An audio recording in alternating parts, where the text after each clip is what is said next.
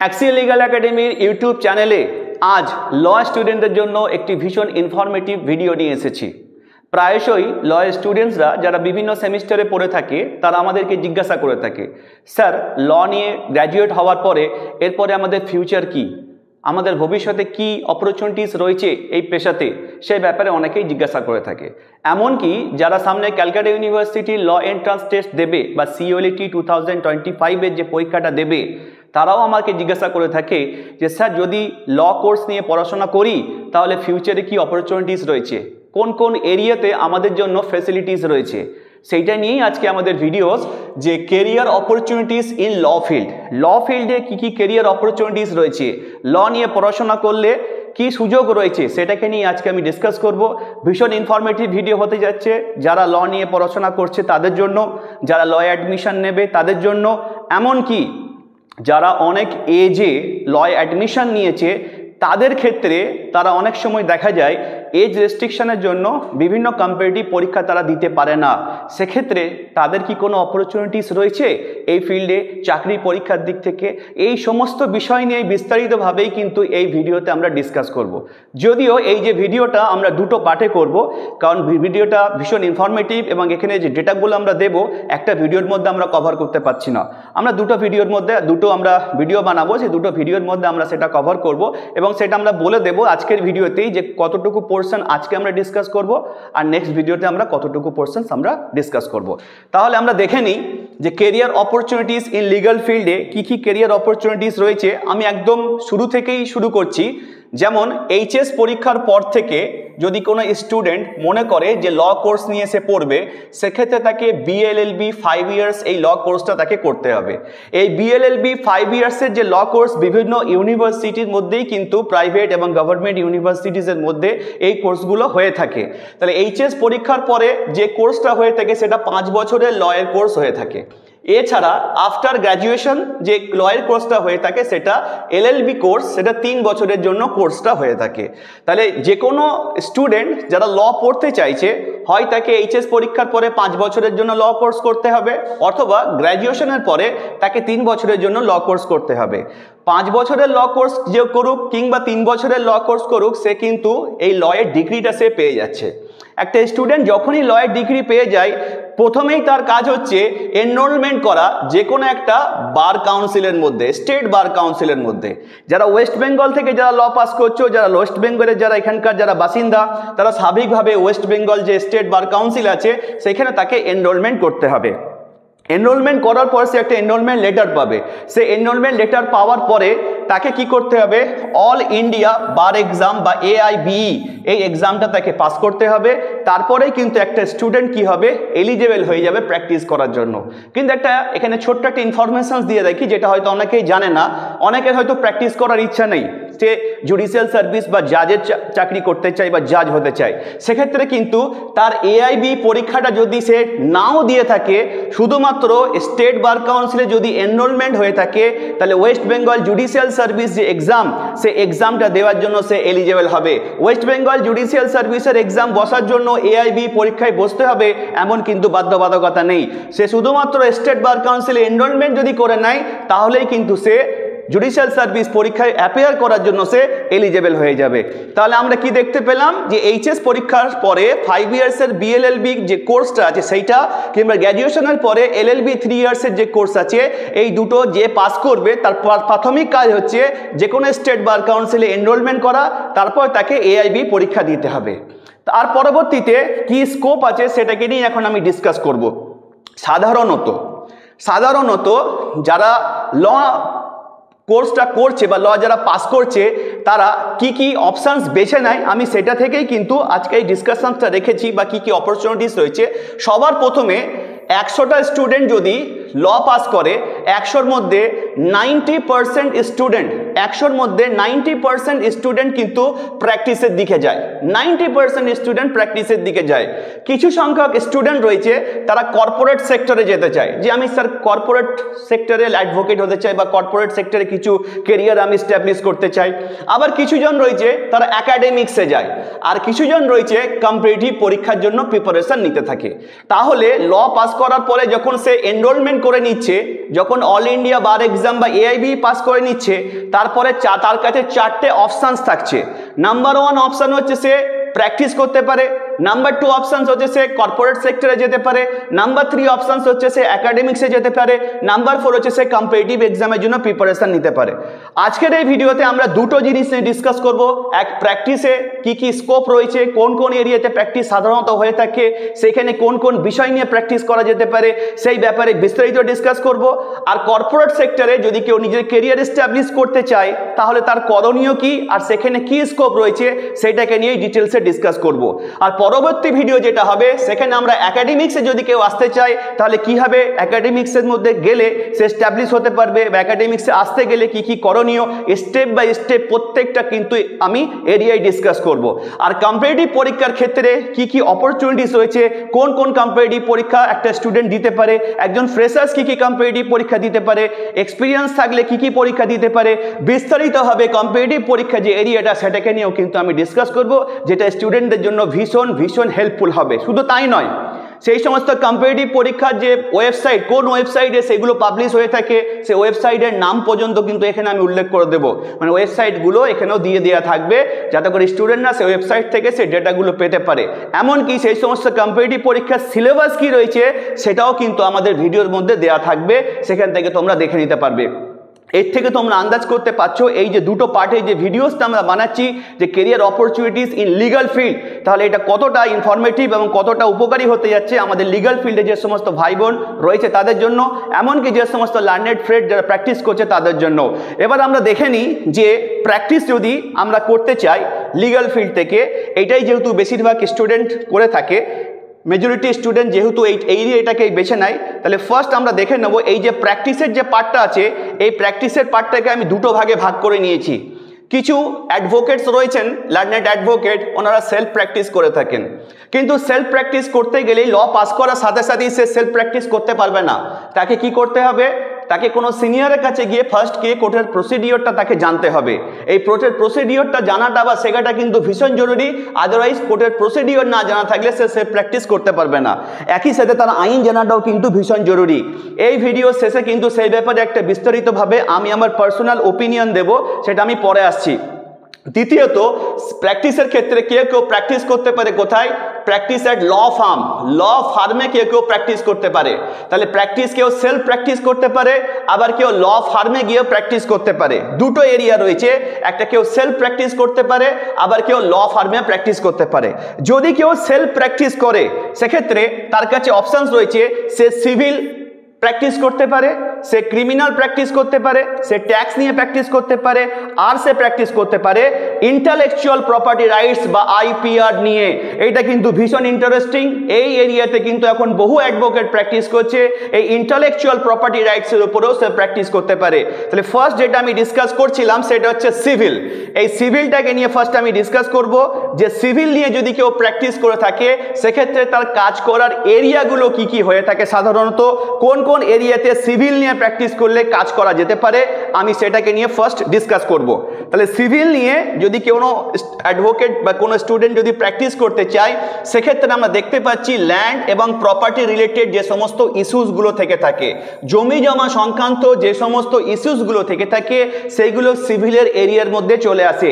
জমি জমা সংক্রান্ত যে বিভিন্ন ইস্যুস বলতে যে সমস্ত স্যুটগুলো ফাইল হয়ে থাকে, হতে পারে সেগুলো স্যুট ফর পার্টিশন হতে পারে, পার্টিশন স্যুটের জন্য যে মামলাগুলো হয়ে থাকে, জমি যদি কারোর এনক্রোচমেন্ট করে থাকে সেইটার ক্ষেত্রে হতে পারে, ইনজাংশনের জন্য মামলা হতে পারে, ভেরিয়াস এরকম ইস্যুস রয়েছে ল্যান্ড এবং প্রপার্টি রিলেটেড, যেগুলোতে কিনা একজন সিভিল প্র্যাকটিশনার যিনি রয়েছেন সেগুলো প্র্যাকটিস করে থাকেন।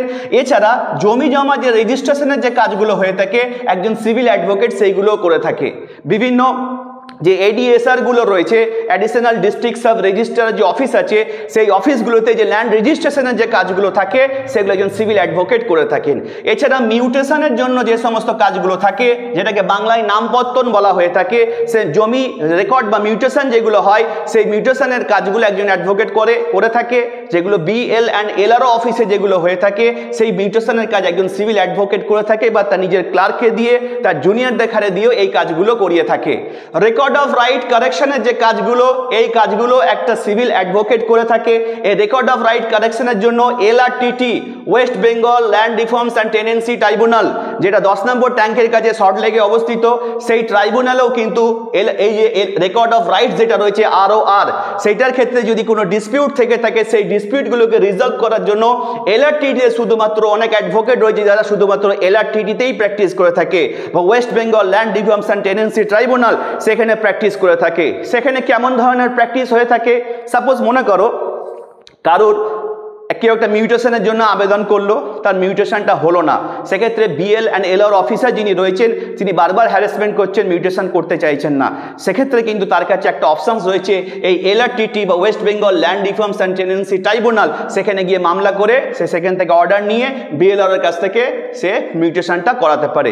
অনেক সময় দেখা যায় যে কারোর জমির যে রেকর্ড রয়েছে সেই রেকর্ড থেকে হঠাৎ করে নামটা কেটে অন্য যারোর নাম হয়ে গিয়েছে, সেক্ষেত্রে সে মানুষটা ভাবতে থাকে তাহলে কি জমির মালিক অন্য কেউ হয়ে গেল, জমিটা কি আমার কাছ থেকে হাতছাড়া হয়ে যাবে? অনেক ক্ষেত্রে দেখা যায়। সেক্ষেত্রে একটা সাধারণ মানুষ কি করে থাকে বিএলআর অফিসে জানার চেষ্টা করে যে কেন আমার নামটা রেকর্ড থেকে কাটা হয়েছে।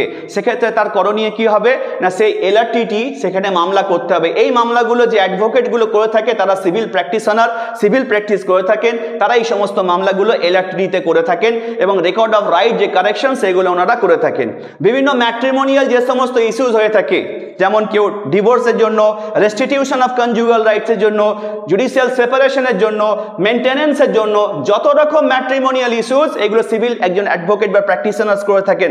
তার মানে এটা নয় যে ব্যক্তিটি ক্রিমিনাল প্র্যাকটিস করছে সেই সমস্ত অ্যাক্টিভিটিসগুলো বা কাজগুলো করবেন না। একজন অ্যাডভোকেট একই সাথে সিভিল এবং ক্রিমিনাল প্র্যাকটিস করতে পারেন। সিভিলের এরিয়ার মধ্যে যে কাজগুলো হয়ে থাকে আমি সেগুলোকে উল্লেখ করছি, তার মানে এটা মিন করছি না যে সিভিলের অ্যাডভোকেট ক্রিমিনাল কাজ করবে না বা ক্রিমিনাল অ্যাডভোকেট ট্যাক্সের কাজ করবে না বা একজন ট্যাক্স প্র্যাকটিশনার সিভিলের কাজ করবে না। যে কোনো অ্যাডভোকেট যে কোনো এরিয়ার কাজই করতে পারে যদি সে সেটা করতে পারে, যদি তার সে করার ক্ষমতা থাকে তাহলে সেই কাজটা সে করতে পারবে। কিন্তু সিভিলের এরিয়াতে সাধারণত একজন অ্যাডভোকেট কোন এরিয়াতে কাজগুলো করে আমি সেইগুলো দেখানোর চেষ্টা করছি। অনেক ক্ষেত্রে কি হয় যখন কোনো বাড়ির মালিক ওনার যখন রেন্ট নেয় না তখন রেন্ট কন্ট্রোলারের কাছে যে টাকা পয়সা জমা দেয় সেখানে যে মামলা মোকদ্দমাগুলো হয় সেগুলো একজন সিভিল প্র্যাকটিশনার করে থাকে। হাইকোর্টের একজন অ্যাডভোকেট রিট পিটিশন ফাইল করে থাকেন, রিট বা পাবলিক ইন্টারেস্ট লিটিগেশন বা পিল এই সমস্ত যে মামলাগুলো সিভিল যে একজন প্র্যাকটিশনার সে সেইগুলোকে করে থাকে। এইগুলো ছাড়াও এগুলো একটা ইলাস্ট্রেটিভ রূপে আমি এখানে দিয়েছি, এগুলো ছাড়াও বিভিন্ন আরও সিভিলের এরিয়া রয়েছে যেগুলো কিনা একজন অ্যাডভোকেট বা সিভিল প্র্যাকটিশনার করে থাকে। তাহলে যারা সিভিল প্র্যাকটিস করতে চাও তারা বুঝতে পারছো যে এখানকার এরিয়াটা কিন্তু ভীষণ ফাস্ট, এই এরিয়াতে কিন্তু কাজ করার অনেক স্কোপ রয়েছে। কারণ আমাদের পশ্চিমবাংলাতে বেশিরভাগ মানুষজন যারা রয়েছে কলকাতার বাইরে জেলা কেন্দ্রিক, সেখানে কিন্তু চাষাবাদ বা চাষবাস করার জন্য যে জমি রয়েছে, মানুষের বসবাসের জন্য যে সমস্ত জমি রয়েছে, এমন কোনো এরিয়া নেই যে সেখানে জমির মধ্যে কোনো ডিসপিউট নেই এবং সেই সমস্ত ইস্যুসগুলো কিন্তু অ্যাডভোকেটদের কাছে রিজলভ করতে হয় এবং ভালো সিভিল প্র্যাকটিশনার বা অ্যাডভোকেটের কিন্তু প্রয়োজন হয়। সেক্ষেত্রে কিন্তু সিভিল নিয়ে যদি কেউ প্র্যাকটিস করে তার কিন্তু কাজ করার কিন্তু স্কোপটা কিন্তু অনেকটাই কিন্তু বেশি। এবার আসবো আমি যদি কোনো অ্যাডভোকেট ক্রিমিনাল নিয়ে যদি সাইড নিয়ে যদি প্র্যাকটিস করতে চায়, মানে যে সমস্ত স্টুডেন্টরা ল নিয়ে পড়াশোনা করছে যদি তারা ক্রিমিনাল নিয়ে প্র্যাকটিস করতে চায়, এই ক্রিমিনাল থেকেই তোমরা বুঝতে পারছো যে ক্রাইম রিলেটেড যে সমস্ত জিনিসগুলো হয়ে থাকে সেগুলো ক্রিমিনালের মধ্যে এসে থাকে। এটার স্কোপ অনেকটা বেশি, এত কিছু ডিটেলস এখানে লেখার মতো জায়গা আমার ছিল না। আমি শুধুমাত্র এখানে ক্রিমিনাল কেসেস যেগুলো হয়ে থাকে সেইগুলোর জন্য যে সমস্ত অ্যাডভোকেটরা প্র্যাকটিস করে থাকেন, লার্নেড অ্যাডভোকেটরা, তারা ক্রিমিনাল অ্যাডভোকেট এবং তারা বেল, তারা ক্রিমিনাল রিভিশনাল যে অ্যাপ্লিকেশনসগুলো হয়ে থাকে, এছাড়া অ্যাপিল হয়ে থাকে, বিভিন্ন রকম ক্রিমিনাল সাইডে যে সমস্ত মামলাগুলো রয়েছে সেইগুলো কিন্তু আমরা দেখতে পাচ্ছি যে ক্রিমিনাল যিনি অ্যাডভোকেট রয়েছেন তার সেই কাজ করার এরিয়া। তো সাধারণত আমাদের দেশে যে আইনটা আগে ছিল আইপিসি বা ইন্ডিয়ান পিনাল কোড বা এখন যেটা রয়েছে বিএনএস ভারতীয় ন্যায় সংহিতা, সেইগুলোকে লঙ্ঘন করে যদি কেউ কোনো অপরাধ করে থাকে সেই অপরাধ সংক্রান্ত সেই সমস্ত মামলাগুলো যে অ্যাডভোকেটগুলো করে থাকে তারাই হচ্ছেন ক্রিমিনাল অ্যাডভোকেট এবং ওই এরিয়াতেই তারা কাজ করে থাকে। শুধুমাত্র শুধুমাত্র এইগুলো নয়, যেমন এনডিপিএস, মনে করো কেউ কোনো রকম নেশা জাতীয় কোনো দ্রব্যাদি কেউ নিয়ে কোনো রকমভাবে কোনো যদি অফেন্স করে থাকে, সেক্ষেত্রে ক্রিমিনাল অ্যাডভোকেট সেই মামলাগুলো করে থাকেন। এছাড়াও মনে করো মানি লন্ডারিং, টাকা পয়সা তরুচ্ছুপের যে সমস্ত মামলাগুলো, সেইগুলো একজন ক্রিমিনাল অ্যাডভোকেট করে থাকেন। মানে ক্রাইম রিলেটেড যা কিছু রয়েছে সেগুলো একজন ক্রিমিনাল অ্যাডভোকেট করবে, এবং এটাও ভীষণ ইন্টারেস্টিং একটা এরিয়া।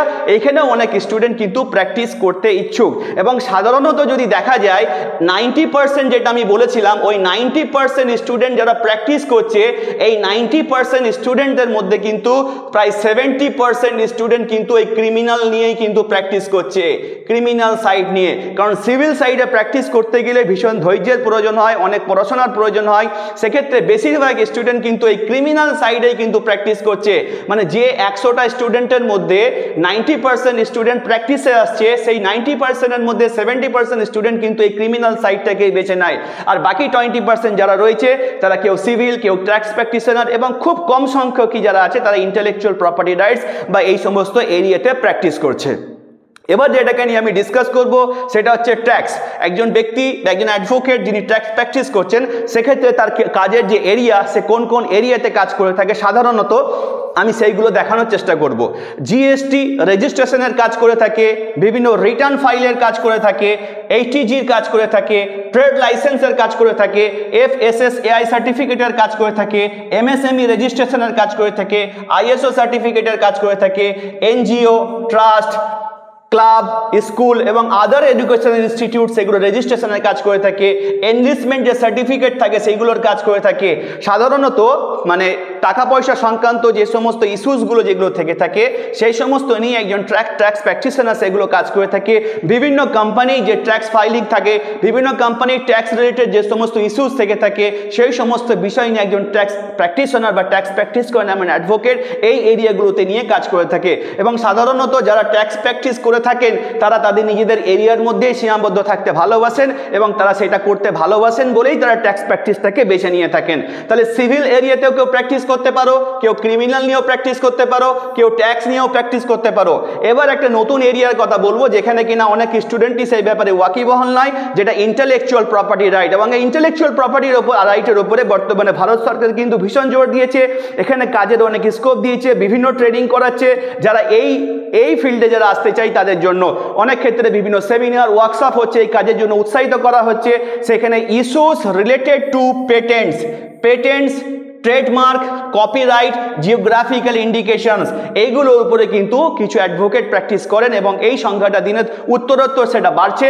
এবং এটা ইন্টারেস্টিং একটা এরিয়া, ইন্টেলেকচুয়াল প্রপার্টি রাইটস, এইগুলোর ব্যাপারে বিভিন্ন সেমিনার্স হয়ে থাকে। সেই সমস্ত ইন্টারেস্টেড স্টুডেন্টরা, তারা তোমরা ইন্টেলেকচুয়াল প্রপার্টি রাইটসের উপরে প্র্যাকটিস করতে চাইছো, তোমরা সেই সমস্ত সেমিনারগুলোকে অ্যাটেন্ড করলে কীভাবে সেখানে মামলা করতে হয়, কি কি ইস্যুস সেখানে থাকে, কেমন ধরনের ইস্যুস থেকে থাকে, সেগুলো রিজলভ কীভাবে করতে হয়, অ্যাপ্লিকেশনস কীভাবে ফাইল করতে হয়, সেখানে যখন কোয়ারিজগুলো দেয় সেই কোয়ারিজগুলো রিজলভ কীভাবে করতে হয়, বিভিন্ন বিষয়ে সেখানে ডিসকাশন হয়ে থাকে।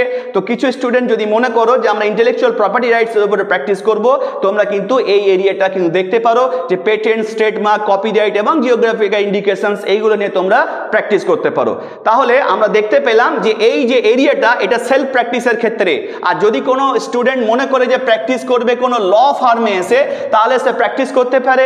ল ফার্মেও কিন্তু কাজের স্কোপ অনেক রয়েছে। ভালো কোনো রেপুটেড ল ফার্মে কাজ করলে সেখানে ভ্যারাইটিস কাজকর্ম হয়ে থাকে, সেখানে civil, criminal, tax, intellectual property, রিটের ওপরে স্পেশালি অ্যাপিলেট সাইড, অরিজিনাল সাইডে সেখানে মামলা হয়ে থাকে।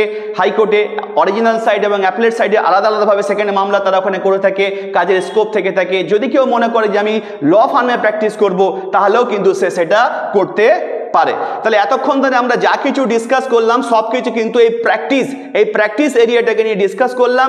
যদি কোনো স্টুডেন্ট মনে করে প্র্যাকটিস করব, তাহলে তার কাজ করার এরিয়াটা কি সেটাকে নিয়ে আমরা ডিসকাস করলাম। এবার অনেক স্টুডেন্টকে আমরা দেখতে চাই, স্যার আমি কর্পোরেট সেক্টরে আমি এস্টাবলিশ হতে চাইছি বা কর্পোরেট লয়ার আমি হতে চাইছি।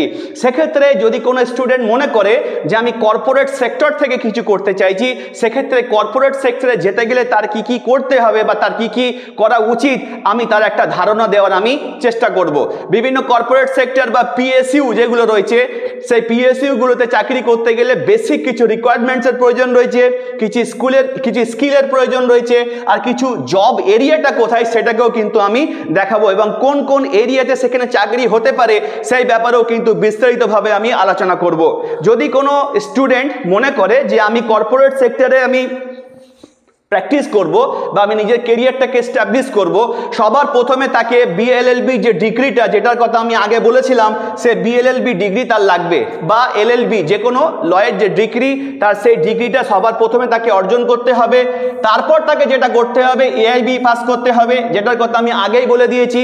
এবার যেটা ভীষণ ইম্পর্টেন্ট, যদি কেউ কর্পোরেট সেক্টরে নিজের কেরিয়ার এস্টাবলিশ করতে চায়, তাকে একটা স্পেশালাইজেশনস করতে হবে কর্পোরেট লয়ের ওপরে। কর্পোরেট লয়ের উপরে তাকে স্পেশালাইজেশনস করতে হবে। এই কর্পোরেট লয়ের উপরে স্পেশালাইজেশনস করার ক্ষেত্রে সে এলএলএম করতে পারে। এলএলএম এর মধ্যে যদি সে বিজনেস বা কর্পোরেট লটাকে রেখেই যদি এলএলএম এর সাথে যদি সে স্পেশালাইজেশনের মধ্যে যদি সে কর্পোরেট ল বা যদি সে বিজনেস ল দিয়ে যদি রেখে যদি এলএলএমটা করে নেয়, তাহলে এলএলএম এর ডিগ্রিটাও তার হয়ে যাচ্ছে, তার সাথে সাথে তার কর্পোরেট লয়ের উপরে স্পেশালাইজেশনসটাও হয়ে যাচ্ছে। তাহলে কর্পোরেট সেক্টরে যদি কেউ প্র্যাকটিস করতে চায়, সেক্ষেত্রে কিন্তু তার কর্পোরেট লয়ের উপরে স্পেশালাইজেশন থাকা কিন্তু বাধ্যতামূলক, তবেই কিন্তু তার কেরিয়ারের ক্ষেত্রে তার কিন্তু ফ্যাসিলিটিস থাকবে বা তার সুবিধা হবে। এরপরে যেটা প্রয়োজন হয় কর্পোরেট সেক্টরে যারা যদি কেউ এস্টাবলিশ হতে চাও, দ্যাট ইজ কোম্পানি সেক্রেটারি যে কোর্স আছে বা সিএস, এই কোম্পানি সেক্রেটারি কোর্সটা তাকে করতে হবে। এই কোম্পানি সেক্রেটারি যে কোর্স, এই কোর্সটা সাধারণত অফার করে থাকে institute of company secretaries of India. Institute of company secretaries of India এরা এই কোম্পানি সেক্রেটারি কোর্সটা অফার করে থাকে। বর্তমানে 3টা লেভেলে এই কোর্সটা হয়ে থাকে, একটা ফাউন্ডেশন লেভেল থাকে, একটা এক্সিকিউটিভ লেভেল থাকে, আর একটা প্রফেশনাল লেভেল থাকে। এই ফাউন্ডেশন লেভেল, এক্সিকিউটিভ লেভেল এবং যে প্রফেশনাল লেভেল, এই 3টা লেভেলে কিন্তু এই কোম্পানি সেক্রেটারি কোর্সটা যদি কেউ করে থাকে, তাহলে কিন্তু কর্পোরেট সেক্টরে তার এস্টাবলিশ হওয়ার ক্ষেত্রে সেটা কিন্তু অনেকটাই হেল্প হবে। এরপরে যেটা প্রয়োজন হয়, যারা কর্পোরেট সেক্টরে চাকরি করতে ইচ্ছুক, যে কোনো কর্পোরেট সেক্টরে যারা চাকরির জন্য যারা অফার করে, যারা রিক্রুটমেন্টটা করে থাকে, তারা সব ক্ষেত্রে একটা এক্সপিরিয়েন্স কাউকে দেখতে চায়। তাই এই কর্পোরেট সেক্টরে যারা প্র্যাকটিস করতে ইচ্ছুক বা নিজের কেরিয়ার এস্টাবলিশ করতে ইচ্ছুক, তাদের একটা প্র্যাকটিসিং একটা এক্সপিরিয়েন্স লাগবে কোনো রেপুটেড ল ফার্মে। তাহলে কোনো রেপুটেড ল ফার্ম থেকে তাকে একটা প্র্যাকটিসের একটা সার্টিফিকেট কালেক্ট করতে হবে, সেখানে তাকে প্র্যাকটিসিং একটা এক্সপিরিয়েন্স তার থাকতে হবে। তারপরে যেটা প্রয়োজন লাগে কিছু কিছু ক্ষেত্রে, কিছু পিএসইউতে যেটা রিক্রুটমেন্টের ক্ষেত্রে তারা চেয়ে থাকে, ক্ল্যাট পিজিতে একটা র্যাঙ্ক প্রয়োজন হয়, মানে কমন ল এন্ট্রান্স টেস্ট যেটা হয়ে থাকে, সেই কমন ল এন্ট্রান্স টেস্টে যে পোস্ট গ্র্যাজুয়েশন যে পরীক্ষাটা হয়ে থাকে, সেই ক্ল্যাটের ক্ষেত্রে তার একটা র্যাঙ্কের প্রয়োজন হয়ে থাকে কখনো কখনো।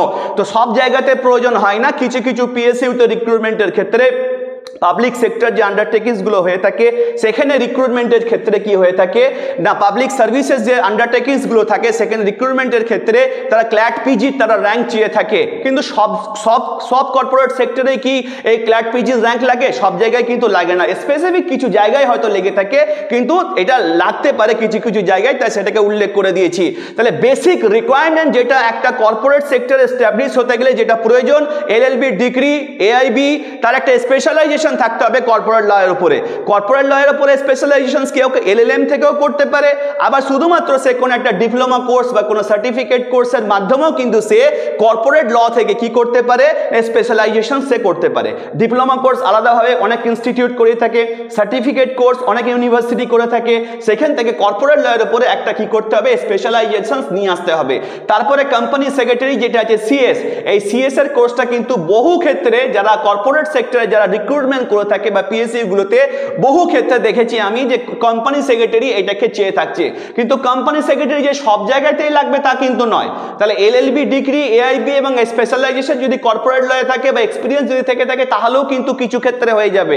আবার কোনো ক্ষেত্রে কোম্পানি সেক্রেটারি কোর্সটা লেগে থাকে, আবার কোনো ক্ষেত্রে ক্ল্যাট পিজির র্যাঙ্কটা লেগে থাকে। তাহলে যারা কর্পোরেট সেক্টরে নিজের ক্যারিয়ারকে এস্টাবলিশ করতে চাইছো, তাদেরকে আমি বলবো এই যে বেসিক যে রিকোয়ারমেন্টস এর কথা এখানে আমি উল্লেখ করলাম, সেইগুলোকে একটু ফলো করার চেষ্টা করবে। এইগুলোকে ফলো করে এইভাবে নিজের কেরিয়ারটাকে এস্টাবলিশ করতে পারো বা এইভাবে তুমি এগিয়ে যেতে পারো, সেটাকে আমি এখানে একটা দেখানোর চেষ্টা করলাম। নেক্সট যেটা প্রয়োজন আছে, একটা কর্পোরেট সেক্টরে যদি কেউ জব করতে চায় তার কিছু স্কিলের প্রয়োজন হয়ে থাকে। এটা খুব বেসিক জিনিস, একটা ড্রাফটিং স্কিল তার লাগে, একটা কমিউনিকেশন স্কিল তার লেগে থাকে, এটা খুব বেসিক রিকোয়ারমেন্ট, ড্রাফটিং স্কিল, একটা কমিউনিকেশন স্কিল, ক্লায়েন্ট ম্যানেজমেন্ট করার একটা স্কিল থাকতে হবে, ডকুমেন্টেশনের একটা স্কিল থাকতে হবে। যে ব্যক্তিটি কর্পোরেট সেক্টরে যাচ্ছে তার মাল্টি টাস্ক করার যে এবিলিটি সেটা তাকে থাকতে হবে। এরকম বহু কিছু রয়েছে। তো বেসিক এই সমস্ত স্কিলসগুলো প্রয়োজন হয়ে থাকে একটা কর্পোরেট সেক্টরে অ্যাডভোকেট যে হচ্ছে বা যে প্র্যাকটিস করতে চাইছে বা নিজের কেরিয়ার এস্টাবলিশ করছে তার জন্য।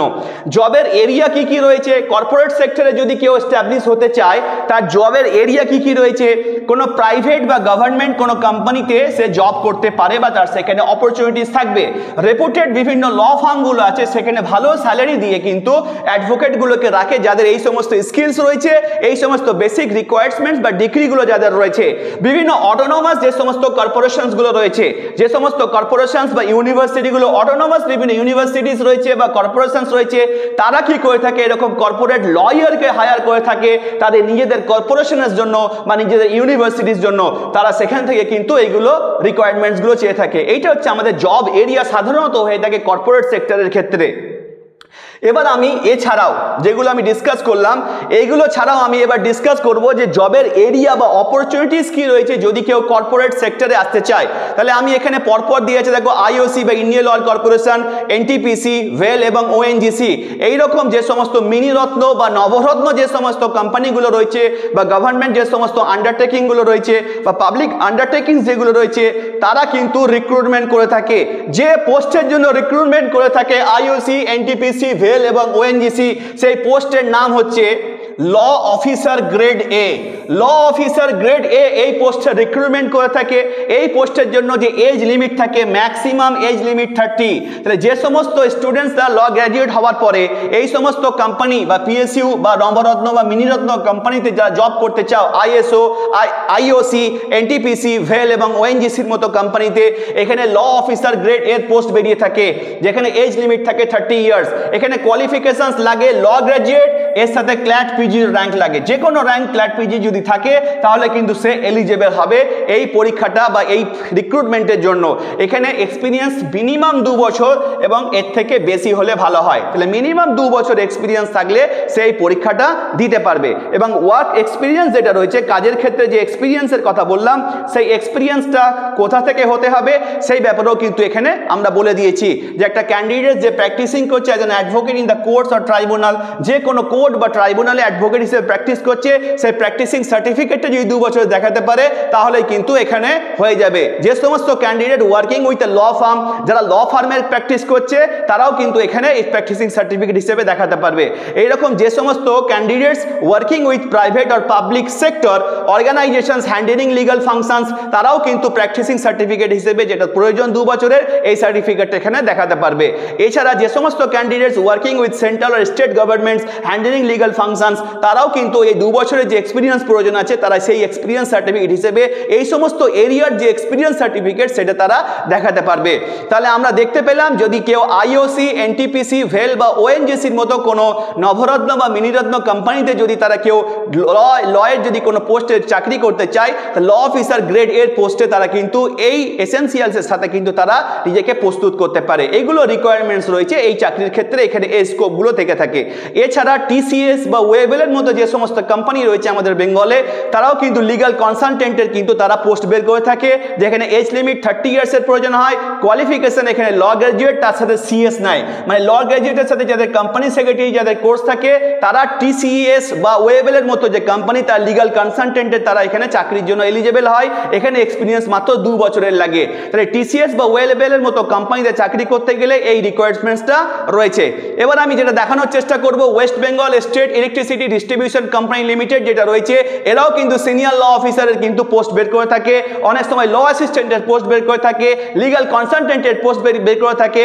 এখানেও কিন্তু তারা শুধুমাত্র কি চেয়েছে, কোয়ালিফিকেশন হিসেবে তারা চেয়েছে যে শুধুমাত্র লয়ের যদি কেউ গ্র্যাজুয়েশন যদি করে থাকে তাহলে কিন্তু সে এই পরীক্ষার জন্য এলিজিবল হবে, এর সাথে একটা এক্সপিরিয়েন্সের প্রয়োজন হয়। যদি কেউ সিনিয়র ল অফিসার হতে চায়, সেক্ষেত্রে তার অ্যাটলিস্ট 10 বছরের তার এক্সপিরিয়েন্সের প্রয়োজন হয় লিগাল প্র্যাকটিশনার হিসেবে কোনো হাইকোর্ট, ডিস্ট্রিক্ট কোর্ট বা লিগাল ফার্মে।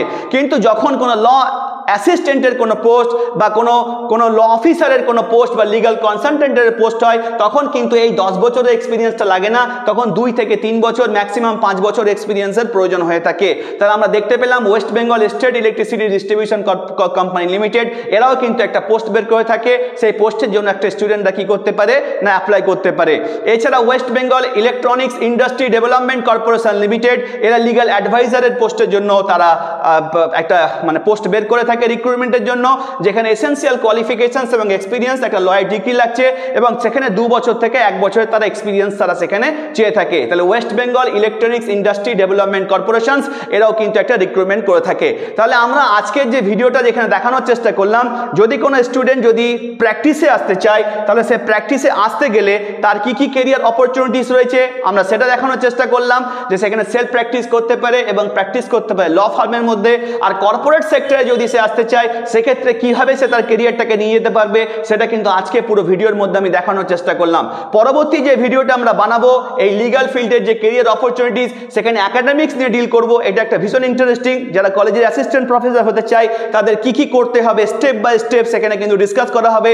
আর সব থেকে বেশি ইম্পর্টেন্ট যেটা সেটা কম্পিটিটিভ এক্সাম, এখানে কিন্তু বিস্তারিতভাবে এমন কিছু পরীক্ষা লয়ের হয়ে থাকে যেগুলো অনেক স্টুডেন্টই জানে না, কোথায় থেকে সেগুলো হয়ে থাকে, কোথায় সেগুলো পাবলিশ হয়ে থাকে, কিভাবে তারা জানতে পারবে, বিস্তারিতভাবে কিন্তু এই যে প্রসেসটার পরবর্তী ভিডিওতে সেখানে কিন্তু আমরা ডিসকাস করব।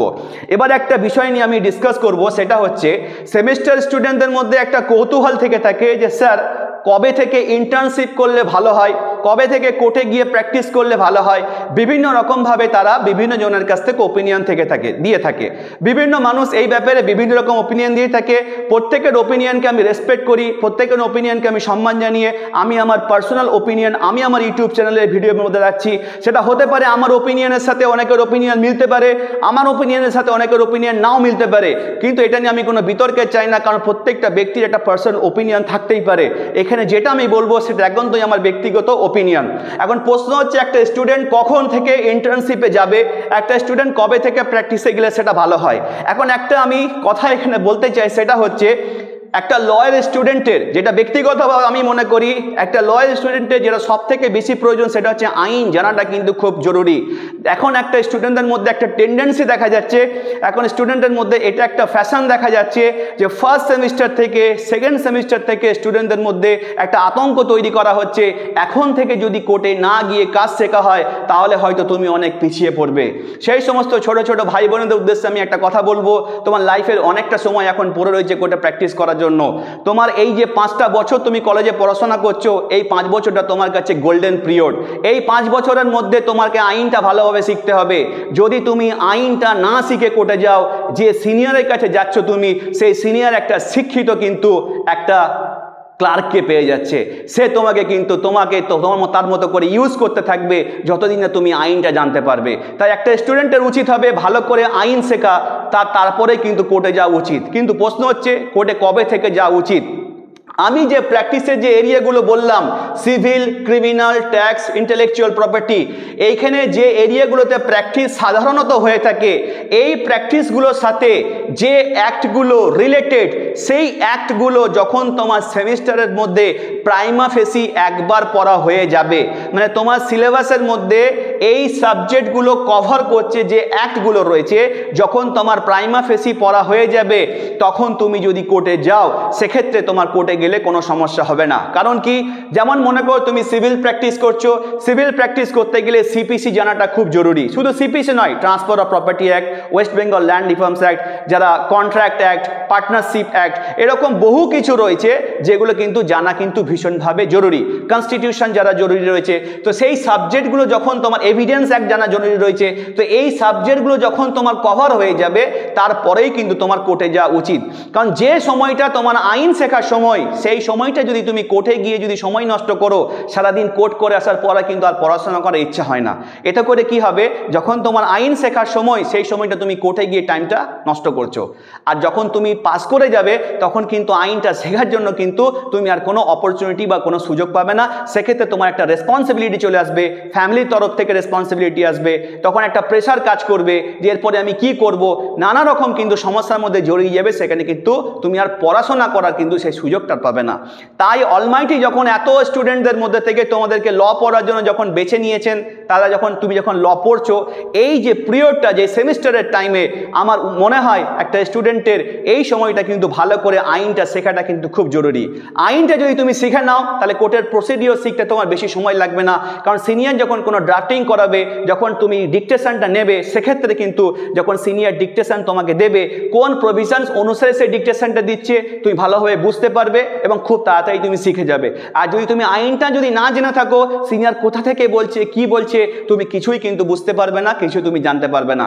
এটা ঠিক যে একটা স্টুডেন্টের মধ্যে একটা কৌতূহল থাকে কোর্টের প্রসিডিওর কি হচ্ছে দেখার জন্য, সেটা দেখার জন্য তুমি 1-2 দিন যেতে পারো। কিন্তু রেগুলার বেসিসে যদি তুমি কোর্টে গিয়ে টাইমটা ওয়েস্টেজ করে থাকো, তাহলে কিন্তু আইনটা আর কখনো শেখা হবে না। ওই যে বললাম, সিনিয়র একটা কিন্তু শিক্ষিত ক্লার্ককে পেয়ে যাবে, সে কিন্তু তোমাকে সে ক্লার্ক হিসেবেই কিন্তু রেখে দেবে। তুমি কিন্তু কাজ আর কোনোদিনও ভালোভাবে শিখতে পারবে না। তাই নিজেকে সে বিপদের মধ্যে ঠেলে না দিয়ে এই দাদার কথাটা একটু মনে রাখবে যে স্যার একটা কথা বলেছে বা দাদা একটা কথা বলেছে যে যখন সেমিস্টারে যখন পড়াশোনার সময়, সেটা ভালো করে আগে আমরা পড়াশোনা করে নিই। যদি সেমিস্টারের পরীক্ষার পরে একটু সময় ইচ্ছা হয়, তুমি গিয়ে কোর্টে ঘুরে আসতে পারো, কোর্টের প্রসিডিওর দেখতে পারো, তবে তুমি সেখানে রেগুলার বেসিসে প্র্যাকটিস করতে এখন যেও না, যতক্ষণ না পর্যন্ত এই এরিয়াগুলোতে প্র্যাকটিস করতে গেলে যে অ্যাক্টগুলো ভীষণভাবে জরুরি, সেই অ্যাক্টগুলো যতক্ষণ না পর্যন্ত প্রাইমা ফেসি একটা বেসিক নলেজ তোমার চলে আসছে, অন্তত সেমিস্টারে সেই অ্যাক্টগুলো পড়ে নেবে, তারপর তুমি প্র্যাকটিসে যাবে, সেটাই তোমার জন্য হিতকর বা তোমার জন্য ভালো হবে। তো আজকের ভিডিওতে আমি এতটুকুই ডিসকাস করলাম যে প্র্যাকটিস এবং কর্পোরেট সেক্টরে যদি কেউ আসতে চায়, সেক্ষেত্রে তার কেরিয়ার অপরচুনিটিস কি রয়েছে। নেক্সট ভিডিওতে আমরা একাডেমিক্স এবং কম্পিটিটিভ এক্সাম নিয়ে আমরা ডিসকাস করব এবং সেখানে বিস্তারিতভাবে কিন্তু থাকবে। তো আজকে এখানে পর্যন্তই থাকবে। Thank you so much.